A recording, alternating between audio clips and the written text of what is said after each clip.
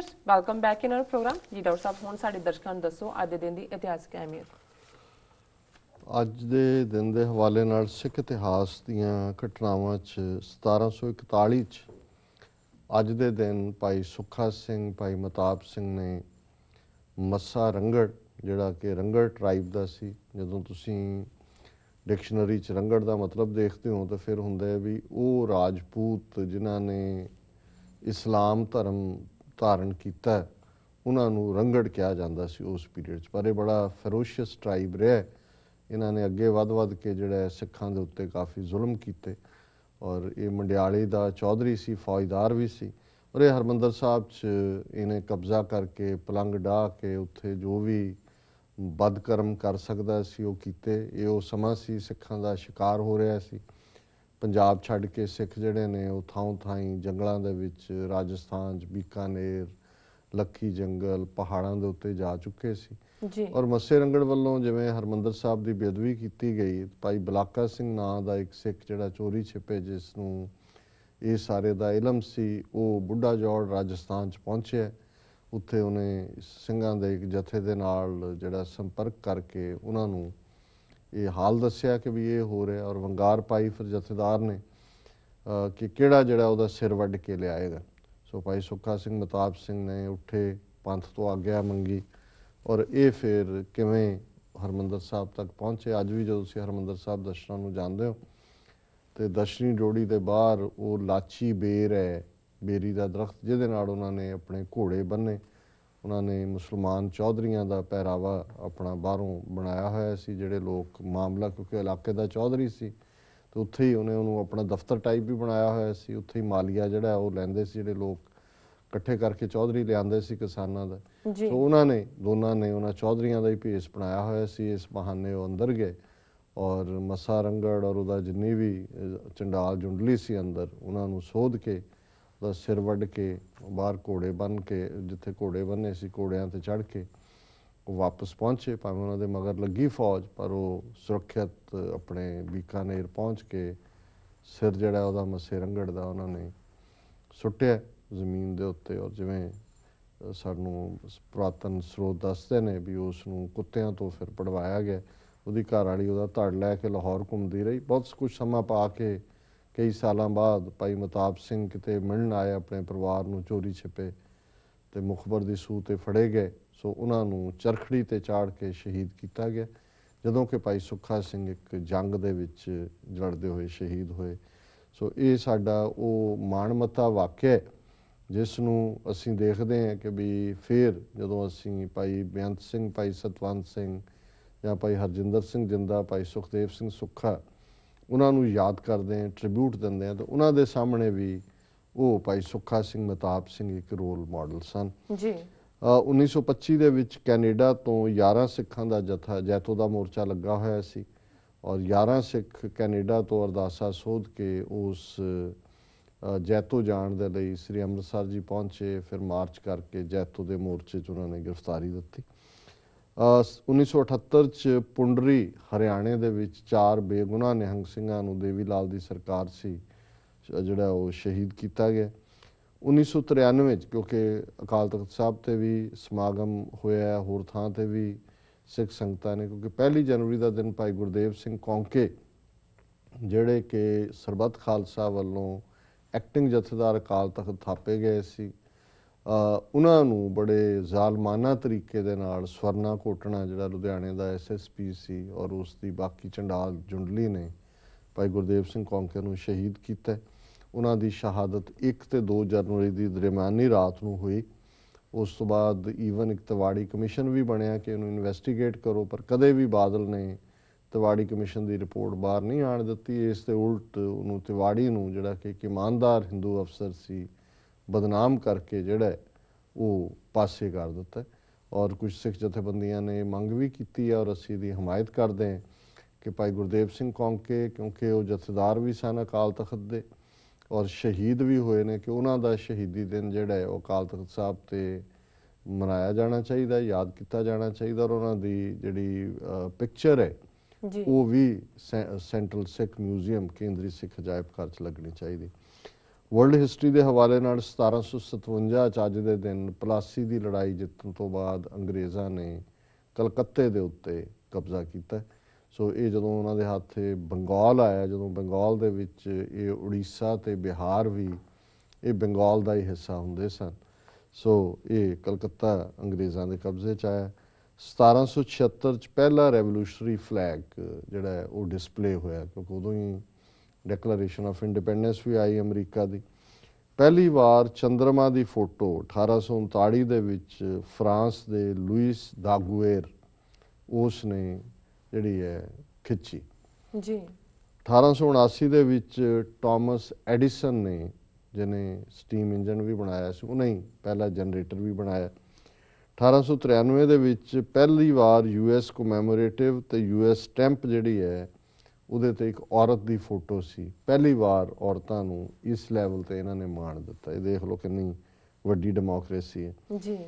1893 ਵਿੱਚ 1903 ਦੇ ਵਿੱਚ ਪ੍ਰੈਜ਼ੀਡੈਂਟ ਰੂਜ਼ਵੈਲਟ ਨੇ ਇੱਕ ਮੈਸਾਚੂਸਟਸ ਦੇ ਵਿੱਚ ਇੰਡੀਅਨ ਪੋਲਾ ਨਾਂ ਦਾ ਥਾਂ ਸੀ, ਜਿੱਥੇ ਇੱਕ ਕਾਲੀ ਬੀਬੀ ਅਫਰੀਕਨ ਅਮਰੀਕਨ, ਉਹਨੂੰ ਪੋਸਟ ਮਾਸਟਰ ਲਾਇਆ ਗਿਆ, ਪੋਸਟ ਮਿਸਟਰੈਸ ਕਹਿੰਦੇ ਨੇ।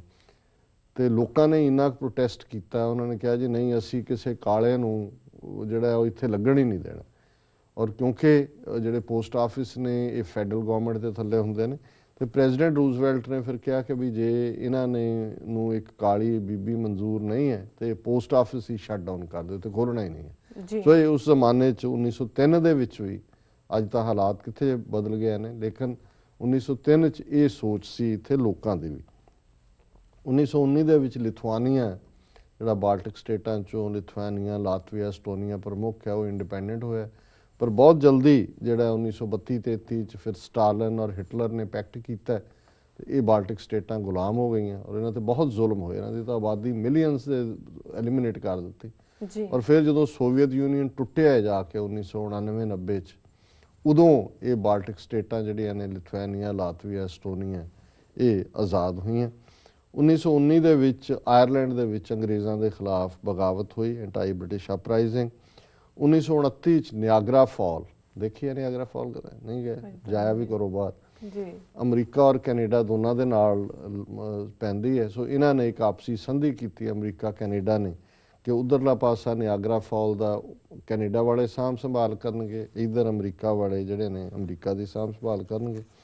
1942 ਚ ਜਦੋਂ ਕਿ ਦੂਸਰਾ ਸੰਸਾਰ ਯੁੱਧ ਚੱਲ ਰਿਹਾ ਸੀ, ਜਾਪਾਨ ਨੇ ਮਨੀਲਾ ਫਿਲੀਪੀਨਸ ਦੇ ਉੱਤੇ ਕਬਜ਼ਾ ਕੀਤਾ। ਸੋ ਇਹ ਵਰਲਡ ਹਿਸਟਰੀ ਜੀ। ਡਾਕਟਰ ਸਾਹਿਬ ਤੁਹਾਡਾ ਬਹੁਤ ਬਹੁਤ ਸ਼ੁਕਰੀਆ। ਸਾਡਾ ਅੱਜ ਦਾ ਸਵਾਲ ਹੈ, ਰਾਸ਼ਟਰੀ ਸਿੱਖ ਸੰਗਤ ਨੇ ਦਾਅਵਾ ਕੀਤਾ ਹੈ ਕਿ ਉਹਨਾਂ ਨੇ ਗ੍ਰਹਿ ਮੰਤਰੀ ਰਾਜਨਾਥ ਸਿੰਘ ਨਾਲ ਸੰਤ ਸਮਾਜ ਦੇ ਆਗੂਆਂ ਦੀ ਮੀਟਿੰਗ ਕਰਵਾਈ।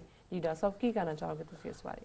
ਦੇਖੋ, ਅਸੀਂ ਜਦੋਂ ਕੋਈ ਗੱਲ ਕਹਿੰਦੇ ਹਾਂ, ਇਹ ਤਾਂ ਨਹੀਂ ਹੁੰਦਾ ਕਿ ਕੋਈ ਸਾਨੂੰ ਕੋਈ ਆਕਾਸ਼ਬਾਣੀ ਹੁੰਦੀ ਹੈ, ਪਰ ਕਈ ਚੀਜ਼ਾਂ ਤੁਸੀਂ ਜਿਵੇਂ ਅਸੀਂ ਅਮਰੀਕਨ ਇੱਕ ਐਕਸਪ੍ਰੈਸ਼ਨ ਅਕਸਰ ਇਸਤੇਮਾਲ ਕਰਦੇ ਹਾਂ, ਡਕ ਟੈਸਟ ਜੀ। What looks like a duck, quacks like a duck, walks like a duck is a duck ਜੀ। ਕਿ ਵੀ ਜਿਹੜਾ ਜਿਹਦੀ ਲੱਗੇ ਕਿ ਵੀ ਬਤਖ ਵਰਗੀ ਹੈ, ਜਿਹੜੀ ਤੋਰ ਬਤਖ ਵਰਗੀ ਲੱਗੇ, ਉਹਦੀ ਆਵਾਜ਼ ਕੁਐਕ ਉਹ ਹੈ, ਤਾਂ ਉਹ ਬਤਖ ਹੀ ਹੈ।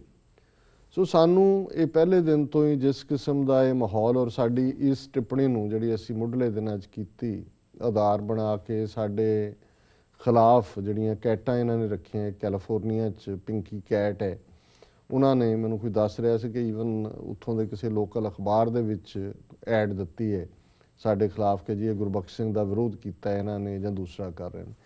ਕਿਉਂਕਿ ਇਹ ਹੁੰਦਾ ਵੀ ਬਹੁਤ ਵਾਰ ਜੋ ਕੁਛ ਆਲੇ ਦੁਆਲੇ ਚੱਲ ਰਿਹਾ ਹੈ, ਸਾਡੇ ਇੰਨਾ ਕੁ ਭੋਲਾਪਨ ਹੈ, ਇੰਨੀ ਭੋਲਾਪਨ ਵੀ ਚਲੋ ਇੱਕ ਆਨਰੇਬਲ ਸ਼ਬਦ ਹੈ, ਨਾਈਵਟੀ ਹੈ ਕਿ ਵੀ ਅਸੀਂ ਉਹਨਾਂ ਹਾਲਾਤਾਂ ਨੂੰ, ਸਰਕਮਸਟਾਂਸਿਸ ਨੂੰ ਦੇਖਣ ਨੂੰ ਹੀ ਤਿਆਰ ਨਹੀਂ ਹੁੰਦੇ ਕਿ ਬਿਹਾਈਂਡ ਕੀ ਹੈ।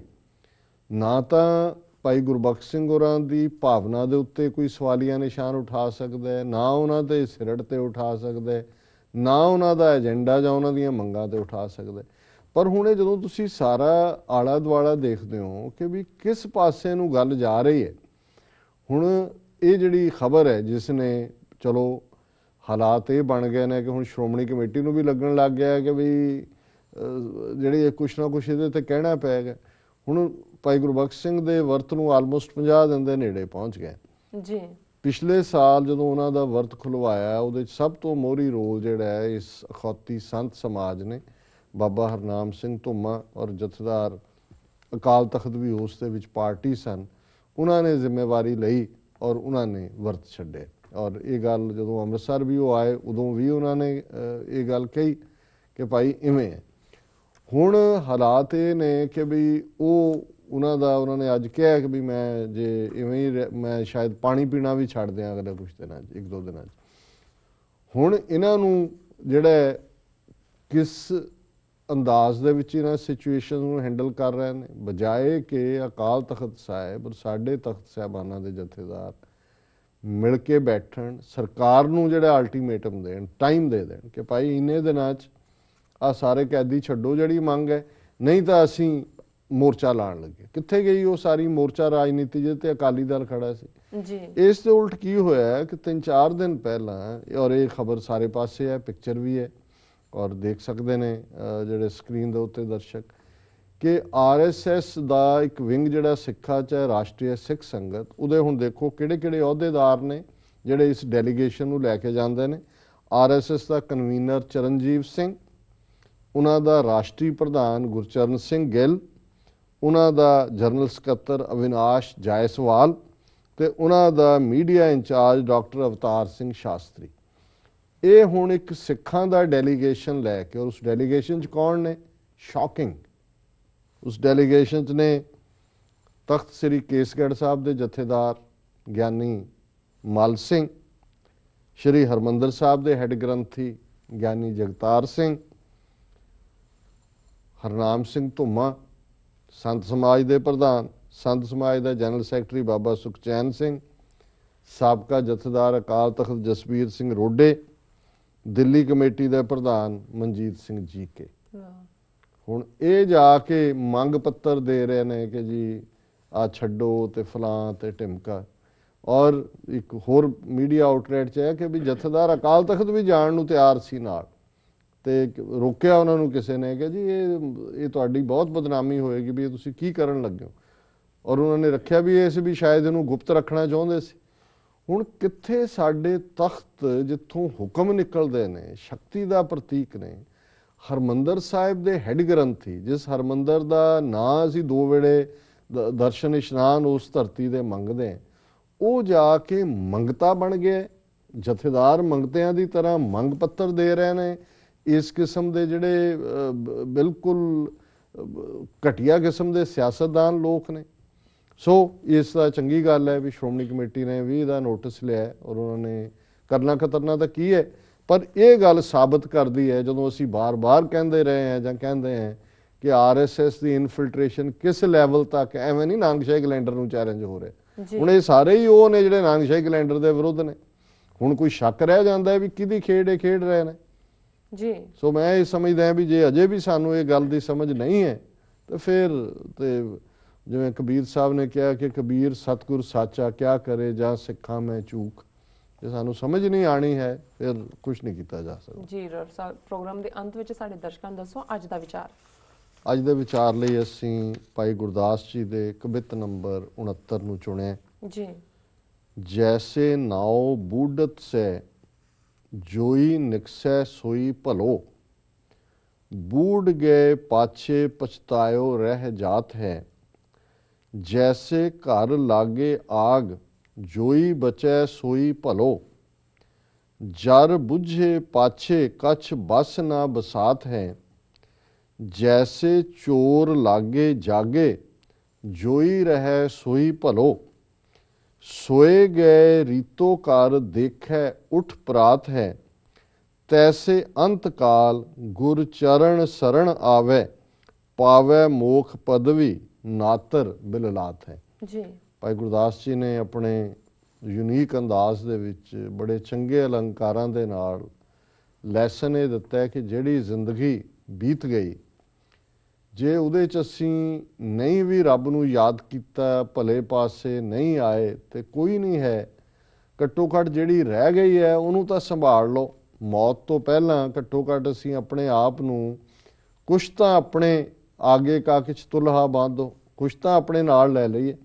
ਔਰ ਉਹਦੇ ਲਈ ਉਹਨਾਂ ਨੇ 3-4 ਅਲੰਕਾਰ ਬੜੀ ਖੂਬਸੂਰਤੀ ਦੇ ਨਾਲ ਵਰਤੇ ਨੇ ਕਿ ਜਿਵੇਂ ਜੈਸੇ ਨਾਓ ਬੂਢਤ ਸੈ ਜੋਈ ਨਿਕਸੈ ਸੋਈ ਭਲੋ, ਕਿ ਕਿਸ਼ਤੀ ਦੇ ਵਿੱਚ ਲੋਕ ਸਵਾਰ ਨੇ, ਡੁੱਬਣ ਜਾ ਰਹੀ ਹੈ, ਜਿਹੜਾ ਉਹਦੇ ਚੋਂ ਬਚ ਜਾਏ ਸਮਝੋ ਉਹੀ ਭਲਾ ਹੈ। ਜੀ।